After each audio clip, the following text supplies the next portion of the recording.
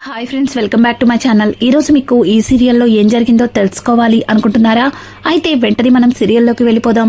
ఇక మహాలక్ష్మి అయితే అలిగి కూర్చున్న నారాయణతో మాట్లాడడం కోసం అక్కడి నుంచి లేచి నారాయణ దగ్గరికి వెళ్తుంది. ఇక నారాయణ అయితే, నేను నీతో మాట్లాడను, బొంగమూతి పెట్టుకున్నానని చెప్పాను కదా, మళ్ళీ నా దగ్గరికి ఎందుకు వచ్చావు అని అంటుంటే, ఇక మహా అయితే, చూడు సుపుత్ర, మనం వచ్చింది పార్కుకి, ఇక్కడ ఎంతమంది ఉన్నారో చూసావు కదా, ఇట్లాంటి ప్లేస్లో నువ్వలా మందు తాగడం కరెక్ట్ కాదు. అయినా ఇంటికెళ్ళాక ఇస్తా అన్నాను కదా, మరి ఏంటిదంతా అంటూ ఇక నారాయణతో మాట్లాడుతూ ఉంటే, నారాయణ నేను మాట్లాడను, నన్ను అందరి ముందు హట్ చేసావు అంటూ ఇక నారాయణ అయితే గారాలు పోతూ ఉంటాడు. అది చూసిన కన్నా అయితే, వదినా ఈయంతో మనకెందుకు, అలా అటు వెళ్దాం పదండి, అటువైపు చాలా బాగుంటుందంట అంటూ ఇక కన్నా మాట్లాడుతూ అక్కడి నుంచి మహాని తీసుకెళ్తుంటే, కన్నా ఆగరా, ఒకసారి నన్ను మాట్లాడనివ్వరా అంటూ ఇక నారాయణతో మాట్లాడనివ్వకుండా అక్కడి నుంచి తీసుకెళ్లిపోతాడు. ఇక నారాయణ కూడా, రేయ్ ఇంకాసేపు ఇట్లా బెట్టు చేస్తే మా అమ్మ నా క్వార్టర్ ఇచ్చేసి ఉండేది, చెడగొట్టావరా లిటిల్ ఫింగర్ అంటూ ఇక నారాయణ అయితే కోపంగా అక్కడి నుంచి పక్కకైతే వెళ్ళిపోతాడు. ఇక ఇది ఇలా ఉండగా అక్కడ కూర్చుని ఉన్న మాధవ అలాగే ఇక మనీషా ఇద్దరు కూడా మాట్లాడుకుంటూ ఉండగా వీళ్ళందరినీ చూస్తున్న చక్రి మాత్రం చాలా బాధగా ఫేస్ ఒకలా పెట్టుకుని ఒక ప్లేస్లో కూర్చుని ఉంటాడు. ఇక మాధవ అయితే చక్రిని అలా చూసి, రే చక్రి ఏమైందిరా, ఎందుకలా ఉన్నావు అని అంటుంటే, ఇంకెందుకు ఇలా ఉంటాను, నేనేదో తనతో సరదాగా మాట్లాడి నా మనసులో ఉన్న ప్రేమని చెప్పాలి అనుకున్నాను, కానీ అదంతా చెడిపోయింది. కన్నగాడు తనని తీసుకుని వెళ్ళిపోయాడు. నువ్వేమో ఇదిగో ఈ బంశీ వాళ్ళ చెలితో బాగానే మాట్లాడుకుంటున్నావు. ఇక ఆయనకి నచ్చినట్టుగా పార్క్ అంతా తిరుగుతున్నాడు, ఎటొచ్చి నేనేగా ఒంటరిగా మిగిలిపోయింది అంటూ మాట్లాడుతూ ఉంటే, ఇక ఇదంతా వింటున్నా అక్కడే ఉన్న మనీష అయితే ఏమైంది అన్నట్టుగా హిందీలో అడుగుతుంది. ఏం లేదు అంటూ ఇక మాధవ అయితే, సరే ఎందుకురా బాధపడతావు, ఇప్పుడే వెళ్ళి కన్నాని తీసుకొచ్చేస్తాను, మహాలక్ష్మితో నువ్వు మాట్లాడు అంటూ ఇక అక్కడి నుంచి మాధవ అయితే కన్నా దగ్గరికి వెళ్తాడు. ఇక కన్నా, అన్నయ్య ఒకసారి అటు చూడు ఎంత బాగుందో, ఈ మధ్యన ఇది బాగా ఫేమస్ అయింది అంటూ అక్కడ ఉన్న ప్లేసెస్ అన్నింటినీ చూపిస్తూ ఉంటాడు.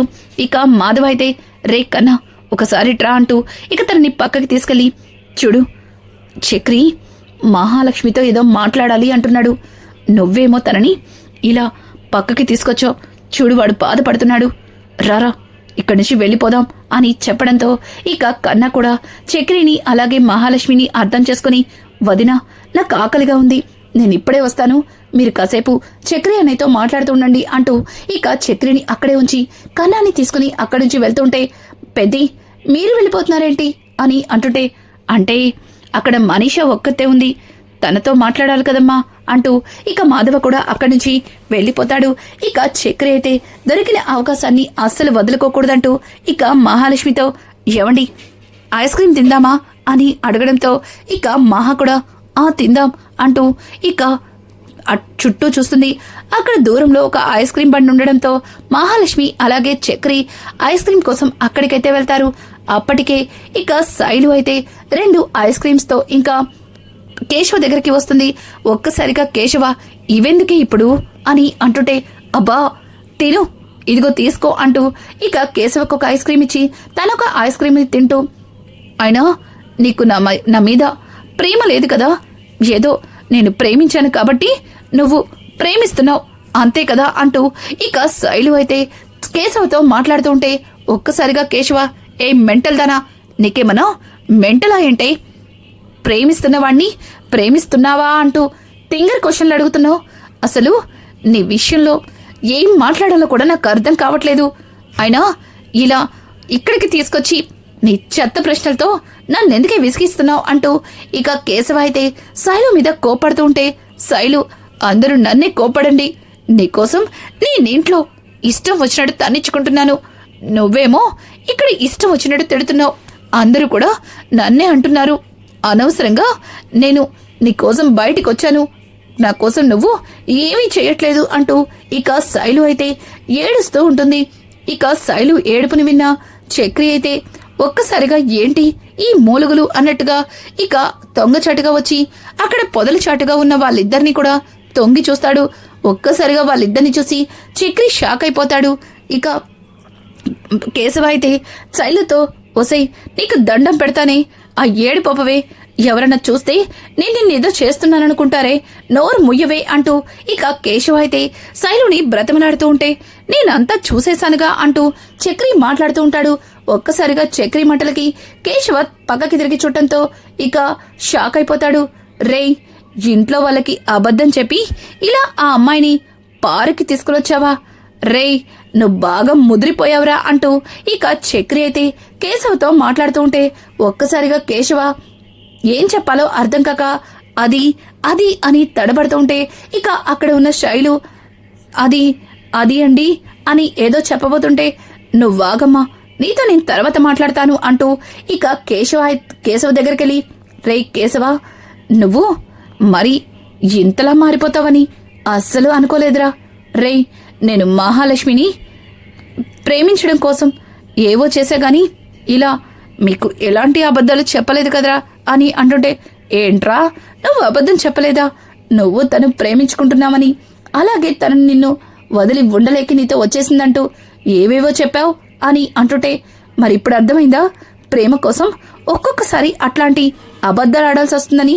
నువ్వేదో అప్పుడు పెద్ద ధర్మాత్ములాగా ఏదేదో మాట్లాడేసో, మరి ఇప్పుడు నీకు అర్థమైందా? ఇప్పుడే ఈ విషయం అన్నయ్యతో చెప్తాను రండి అంటూ ఇక చక్రి అయితే కేశవ చెయ్యి పట్టుకుని ముందుకు గుంజుతుంటాడు. ఇంకా కేశవ అయితే రే నీకు దండం పెడతాన్రా, దయచేసి విషయాన్ని అన్నయ్యతో చెప్పద్దురా, అబద్ధం చెప్పానని అన్నయ్య బాధపడతాడ్రా, రేయ్ ప్లీజ్ చెప్పద్దు అని అంటూ ఉంటాడు. ఇక ఇంతలో ఐస్ క్రీమ్ తీసుకుని వెనక్కి తిరిగిన మహాలక్ష్మికి అక్కడ చక్రి అయితే కనిపించడు. ఇక మహా అయితే చక్రి అంటూ గట్టిగట్టిగా పిలుస్తూ ఉంటే రేయ్, తను నిన్ను పిలుస్తుందిరా, వెళ్ళరా, మళ్ళీ తను మమ్మల్ని ఇద్దరిని ఇక్కడ చూసిందంటే ఇక ఏడిపిస్తూనే ఉంటుంది, ప్లీజ్ వెళ్ళరా అంటూ ఇక ఒక్కసారిగా చక్రిని ముందుకు తోస్తాడు. చక్రి ఇంటికి వచ్చినాక చెప్తా నీ పని అంటూ ఇక ఎవరో తోసినట్టుగా ముందుకు పడతాడు. ఇంతలో అక్కడ లైన్లో తను పడిపోయిన ఒక లేడీ చక్రిని పట్టుకుంటుంది. ఒక్కసారిగా చక్రి థ్యాంక్ యూ అండి అంటూ ఇక తలెత్తి చూడడంతో వాళ్ళ ఆయన ఎదురుగా నుంచుని ఉంటాడు. ఇక వాళ్ళ ఆయన చూసిన చక్రి ఏంటి నన్ను పట్టుకుంది నువ్వా అంటూ మళ్ళీ పక్కకి తిరిగి చూడటంతో తన భార్య చక్రిని పట్టుకుని ఉంటుంది. అది చూసిన చక్రి థ్యాంక్ యూ అండి అంటూ ఆ తనతో మాట్లాడుతూ తన మొహం వైపు చూస్తాడు.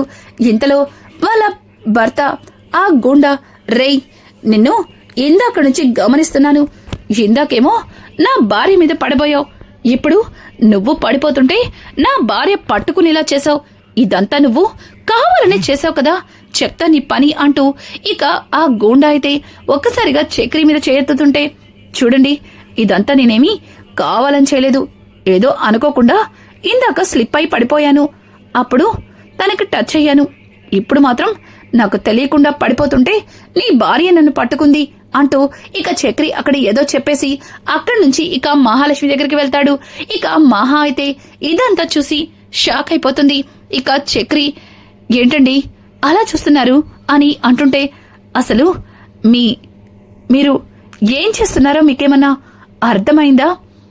మీకు అమ్మాయిల కంటే ఆంటీలే ఎక్కువ ఇష్టం అనుకుంటా అని అడుగుతూ ఉంటే ఒక్కసారిగా చక్రి చిచి ఏంటండి అలా మాట్లాడుతున్నారు, అసలు మీరు దేని గురించి ఇలా మాట్లాడుతున్నారు అని అంటుంటే ఇంతకు ముందేమో మెడకి బొట్టు బిళ్ళలు అంటించుకున్నారు, ఇప్పుడేమో ఇదిగో ఇలా ఆంటీల చుట్టూ తిరుగుతున్నారు అని అంటుంటే అయ్యో మీరు కూడా అది చూసి అపార్థం చేసుకున్నారా? అలా ఏం కాదండి, నేను పడిపోతుంటే ఆవిడ నన్ను పట్టుకుంది, వాళ్ళ ఆయన కూడా మీకులాగే అపార్థం చేసుకుని ఇదిగో అలా కోపంగా చూస్తున్నాడు, మీరు అదంతా పట్టించుకోకండి అంటూ ఇక మహాకి నచ్చచెప్పి చక్రి ఆ రౌడీతో నీకు దండం పెడతాన్రా నాయనా, ఇక్కడ నుంచి పోరా బాబు అంటూ ఇక రౌడీకి దండం పెట్టి ఇక మహాతో అక్కడి నుంచి సరదాగా పక్కకి తీసుకెళ్తాడు. ఇక మహా అయితే వావ్ ఈ ప్లేస్ చాలా బాగుంది అంటూ తన మొబైల్తో ఆ ప్లేస్ మొత్తాన్ని రికార్డ్ చేస్తూ ఉంటుంది. ఇక మహాని చూసిన చక్రి అయితే తను మంచి మూడ్లో ఉందని చెప్పి ఇక తన మనసులో ఉన్న మాట మహాకి చెప్పాలని చెప్పి ఇక మహాలక్ష్మికి ఎలా అయినా ప్రపోజ్ చేస్తానని చెప్పి ఇంకా చక్రి అయితే ఏవండి నాకు చాలా రోజుల నుంచి మీతో ఒక విషయం గురించి చెప్పాలని అనుకుంటున్నాను, కానీ అది ఎలా మొదలు పెట్టాలో అర్థం కావట్లేదు. కానీ ఈరోజు ఎట్టి పరిస్థితుల్లో మీకు నిజం చెప్పేస్తాను అంటూ ఇక చక్రి పక్కకి తిరిగి ఏవండి నేను మిమ్మల్ని మొదటి చూపులోనే ఇష్టపడ్డాను.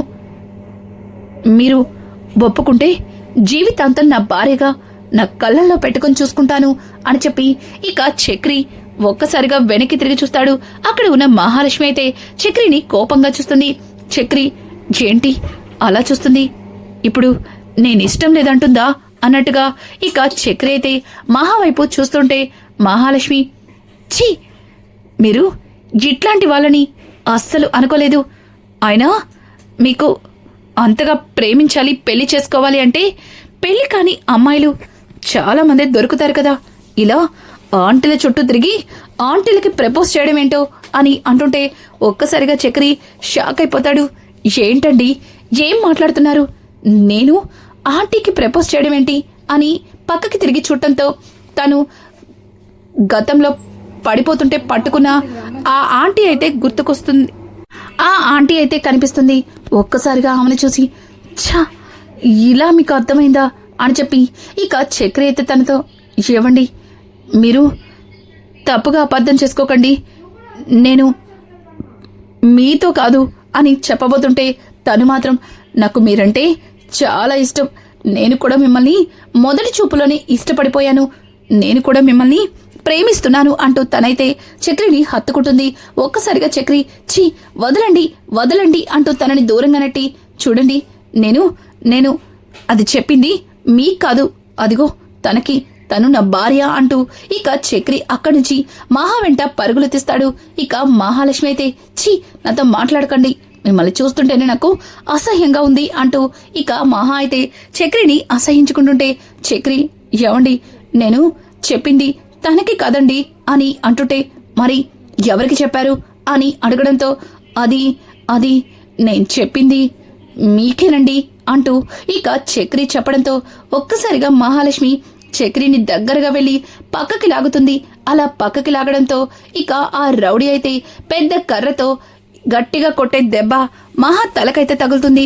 ఒక్కసారిగా మహా తల నుంచి బొటబొట రక్తం కారిపోతుంది. ఇక చక్రి ఎవండి అంటూ మహాని పట్టుకుని రౌడీని ఒక్క తన్ను తంతాడు.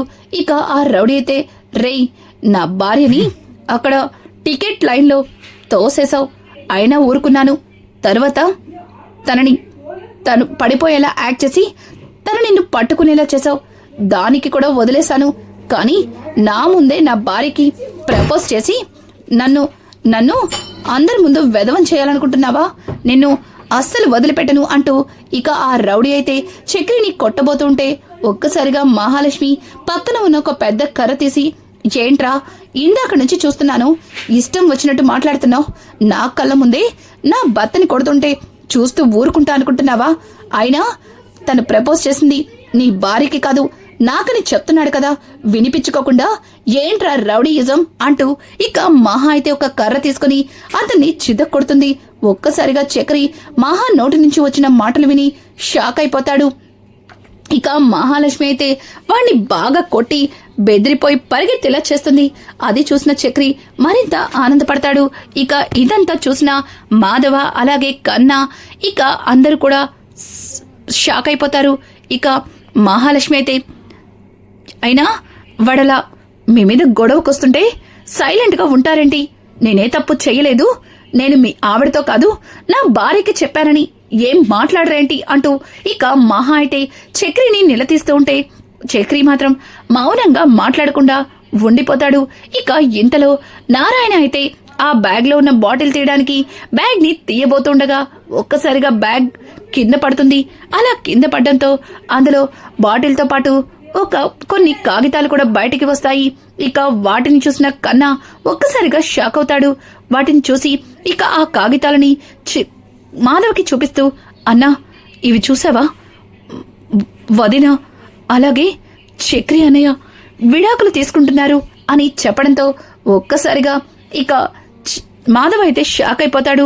మహాలక్ష్మి దగ్గరకు వచ్చి, అమ్మా మహా అని పిలవడంతో, చూడు పెద్ది, వాడు మీ తమ్ముణ్ణి ఇష్టం వచ్చినట్టు మాట్లాడుతున్నాడు. మీ తమ్ముడు ఏ తప్పు చేయకపోయినా వాడితో తన్నులు తింటున్నాడు.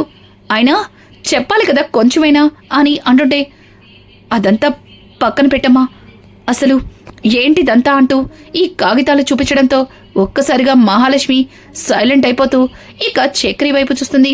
ఇక చక్రి కూడా వాటిని చూసి మాట్లాడలేక మౌనంగా ఉండిపోతాడు. ఇక మాధవ అయితే, అమ్మ మహాలక్ష్మి, నేను నీతో ఒక విషయం గురించి అడగాలనుకుంటున్నాను. నువ్వు నిజమే చెప్తావు కదా అని అంటుంటే, అడగండి పెద్ది, చెప్తాను.